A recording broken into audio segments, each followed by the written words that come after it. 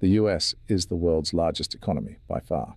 Over the last 50 years, the average investment in the S&P 500 doubled in around 6 years and tripled in just under 10 years. This 11.47% 50-year average annual growth rate serves as a wealth growth benchmark for the world's sophisticated investors. Through CLFI's Commerce Integration and Return Process, CIRP, all qualified investors can now access U.S. capital market investment channels and enjoy the benefits of lawfully participating in the world's largest economy, which include opportunities for accessing, matching, or exceeding the growth rate of the S&P 500. As you may know, U.S. capital markets are the preferred access gateway to global markets. This access is granted through foreign direct investment, FDI, in a U.S. position, and FDI positions are secured by purchasing stock in a U.S. company.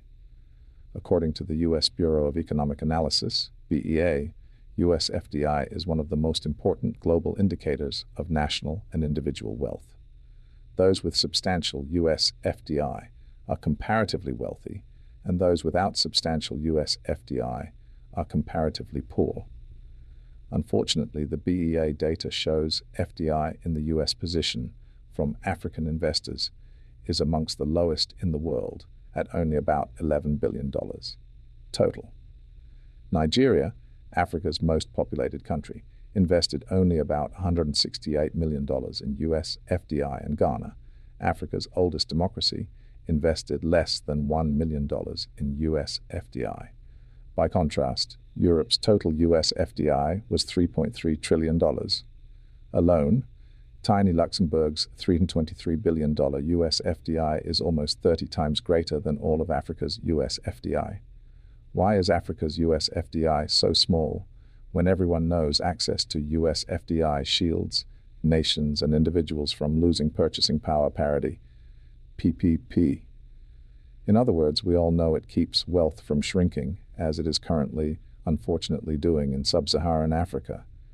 The reason is that since the terrorist attacks of September 11, 2001, lawful access to U.S. FDI to maintain strong PPP has become a serious challenge, especially for qualified investors from a high-risk corruption perception index region like sub-Sahara Africa.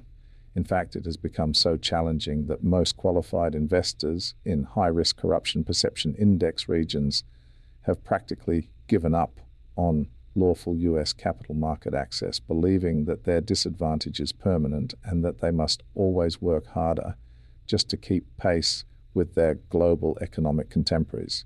Until now, qualified investors from sub-Sahara Africa haven't enjoyed holding a substantial U.S. position.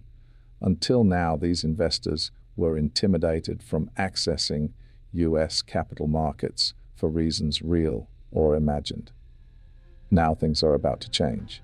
Now, CLFI's Commerce Integration and Return Process, CIRP, lawfully opens U.S. FDI channels to qualified investors from high-risk corruption perception index regions like sub-Sahara Africa. CIRP is designed specifically to address the challenges encountered by investors from high-risk corruption perception index regions. CIRP leads qualified investors through the gauntlet of U.S. laws, regulations, and policies guarding U.S. capital market thresholds.